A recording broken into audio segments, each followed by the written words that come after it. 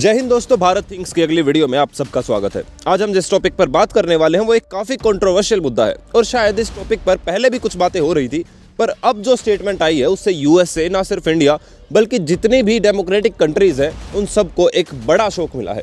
क्या है ये टॉपिक, चलिए इसके बारे में अच्छे से बात करते हैं। तो देखो, यूएसए के newly elect president Donald Trump ने रिसेंटली एक काफी शॉकिंग स्टेटमेंट दिया है। उन्होंने कहा है कि बाइडेन एडमिनिस्ट्रेशन ने 21 मिलियन का फंड दिया था to influence the Indian elections, यानी कि किसी और को इलेक्ट करवाने के लिए। लेकिन ये सच है या नहीं, या बस ये एक पॉलिटिकल स्टंट है? चलिए इसके बारे में जानते हैं और इस पूरी कंट्रोवर्सी को अच्छे से समझते हैं, खासकर भारत के पॉइंट ऑफ व्यू से। तो सबसे पहले आपको बैकग्राउंड में लेके चलते हैं कि आखिर ये 21 मिलियन डॉलर फंडिंग का सच क्या है। देखो, ट्रंप का ये क्लेम तब आया है जब उन्होंने एक पब्लिक इवेंट में कहा कि कैसे यूएसए ने 21 मिलियन डॉलर का फंड अलोकेट किया था इंडियन इलेक्शंस में ताकि वोटर टर्नआउट वो बढ़ा सके, और ये पैसा US agency for international development यानी कि यूएसएआईडी के थ्रू दिया गया है। अब मैं एक आपको थोड़ी सी जानकारी देना चाहूँगा कि ये जो यूएसएआईडी है, इस पे पहले भी काफ़ी ज़्यादा इल्ज़ाम लग चुके हैं, खासकर इंडिया में, कि कैसे ये कहीं ना कहीं जो इंडियन इलेक्शन है उसको डिसरप्ट करने की ट्राई करते हैं। पर वापस आगे आते हैं और बताते हैं कि इस यूएसएआईडी का मकसद डेमोक्रेटिक प्रोसेस को सपोर्ट करना है। लेकिन ट्रंप का कहना है कि इस फंड का एक्चुअल मोटिव किसी स्पेसिफिक कैंडिडेट को फेवर देना था। हालांकि उन्होंने किसी कैंडिडेट का नाम तो नहीं लिया, पर देखो ये बात सच है कि जब से अब बाइडेन के जाने के बाद ट्रंप यूएसए के प्रेसिडेंट बने हैं तो उनके हाथ में हर एक रिकॉर्ड्स हैं, हर एक रिकॉर्ड जो कि यूएसए ने कहीं भी खर्चा है। और उन्होंने बताया कि जब उन्होंने इस रिकॉर्ड के बारे में अच्छे से पढ़ा तो उसमें लिखा हुआ था कि इसका पर्पस सिर्फ डेमोक्रेटिक एंगेजमेंट को प्रमोट करना है।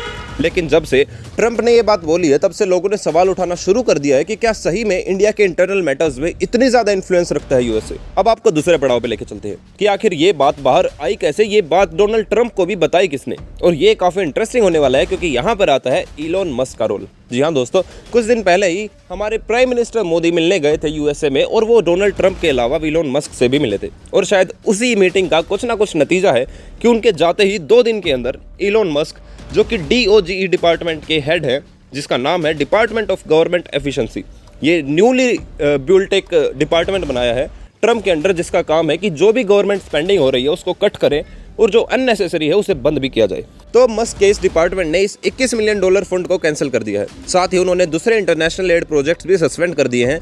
मस्क ने कहा कि जो भी टैक्स पेयर्स का पैसा है वो ऐसे फॉरेन इन्फ्लुएंस में वेस्ट नहीं होना चाहिए। और इस मूव के बाद काफ़ी हाईलाइट हो जाती है ट्रंप की स्टेटमेंट, क्योंकि पहले जो कभी ना कभी माना जाता है कि ट्रंप तो कुछ भी हवा में बात कर देते थे, अब जो मस्क ने एक्चुअल रिपोर्ट्स बाहर निकाली है उससे ट्रंप की स्टेटमेंट को काफ़ी वजन मिलता है। और देखो, इस मूव के पीछे ये सोच तो उनकी है ही कि वो चाहते हैं कि अमेरिका के टैक्स पेयर्स का पैसा कहीं भी बाहर ना जाए, पर इसके अलावा एक और सोच भी हो सकती है, और वो ये कि वो चाहते हैं कि यूएस से जो दूसरे देशों में इलेक्शंस होते हैं उनमें बिल्कुल भी इन्वॉल्व ना हो, क्योंकि अगर ऐसा होगा तो उनकी image as a global leader काफ़ी वीक हो सकती है। एनीवे, अब हम आते हैं भारत के रिएक्शन पर। और भारत में ऑलरेडी पॉलिटिकल डिबेट शुरू हो चुकी है। इंडिया में ट्रंप के स्टेटमेंट के बाद पॉलिटिकल और मीडिया सर्कल्स में एक नया डिबेट शुरू हो गया है। बीजेपी के कुछ लीडर्स ने काफ़ी चिंता जताई है और उन्होंने कहा है कि अमेरिका सच में भारत के अगर इलेक्शंस को मैनिपुलेट करने की कोशिश कर रहा है तो ये बिल्कुल भी ठीक नहीं है, और अगर ऐसा है तो भारत की सोवरेनिटी यानी हमारी राजनीतिक स्वतंत्रता के बारे में एक बड़ी चिंता का विषय है। पर बीजेपी के लीडर्स भले ही कुछ भी कह रहे हो, पर अभी तक इंडियन गवर्नमेंट की इस पर ऑफिशियली कोई भी स्टेटमेंट नहीं आई है। मीडिया और पब्लिक प्लेटफॉर्म्स पर लोग इस बात की सच्चाई पर सवाल उठा रहे हैं कि क्या सही में अमेरिका जैसे देश को इतना बड़ा इंटरवेंशन पॉसिबल है।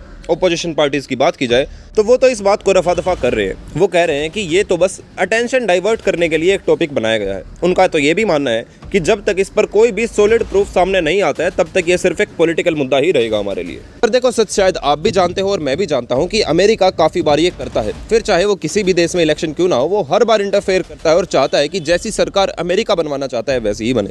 इनफैक्ट इसका प्राइम एग्जाम्पल हमारे बिल्कुल बगल में बैठा देश बांग्लादेश है, जहाँ पर डेमोक्रेटिक तरीके से इलेक्शन हुए, शेख हसीना जीती, पर फिर भी एक ऐसा माहौल बना दिया गया कि शेख हसीना को अपने ही देश से भागना पड़ा और यूएसए से एक आदमी जाके वहाँ पे बैठता है। पर भारत एक काफ़ी बड़ा और काफ़ी डाइवर्स देश है, जिसकी वजह से खुद अमेरिका भी इंडिया को इन्फ्लुएंस ना कर सका। अब आप सोच रहे होंगे कि इंडिया यूएस के रिलेशंस की अगर बात की जाए तो ये तो हिस्ट्री में अभी तक के सबसे अच्छे हैं, तो फिर अमेरिका ऐसा क्यों चाहेगा। मैं कुछ क्विक पॉइंट्स आपको गिनवा देता हूँ।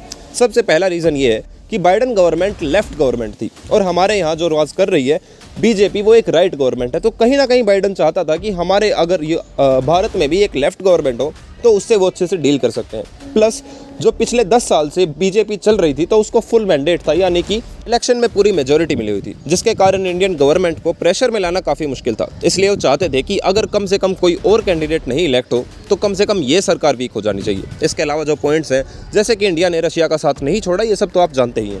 अब आते हैं हमारे फाइनल पॉइंट पे कि इंडिया यूएसए के रिलेशंस पर इससे क्या असर होने वाला है। तो देखो, ये कंट्रोवर्सी इंडिया यूएस रिलेशंस के लिए काफ़ी सेंसिटिव पॉइंट बन सकता है। भारत और अमेरिका के रिलेशंस अच्छे रहे हैं, लेकिन अगर ऐसे इंटरफेरेंस का एलिगेशन सच होता है तो ये डिप्लोमेटिक टेंशंस को बढ़ा सकता है। इस कंट्रोवर्सी के बारे में मोदी सरकार पर भी काफ़ी प्रेशर बना रहेगा कि आखिर वो इस मामले पे क्या क्लैरिटी देते हैं, क्योंकि इस मामले को इसी बार सोल्व करना काफ़ी ज़रूरी है, वरना हमेशा तक इंडिया के इलेक्शंस पे ऐसे ही कहीं ना कहीं दबाव बनता रहेगा। पर ओवरऑल देखा जाए तो इंडिया यूएसए के रिलेशंस में कुछ बहुत बड़ा इंपैक्ट नेगेटिव नहीं पड़ने वाला है। जैसे उनके रिलेशंस अभी तक ठीक होते गए हैं, शायद ऐसे भी आगे ही बढ़े, और खासकर इस ट्रंप सरकार में जो अगले 4 साल है वो इंडिया यूएस के रिलेशंस के लिए काफ़ी ज़्यादा इंपॉर्टेंट रहने वाले हैं। दोस्तों, ये थी डिटेल्ड एनालिसिस ट्रंप के 21 मिलियन वाले क्लेम का। अगर आपको ये वीडियो इन्फॉर्मेटिव लगी तो लाइक कीजिए, सब्सक्राइब कीजिए, हमारे चैनल को शेयर कीजिए, ताकि हम ऐसे ही और भी ज़्यादा न्यूज़ आपके लिए लाते रहें।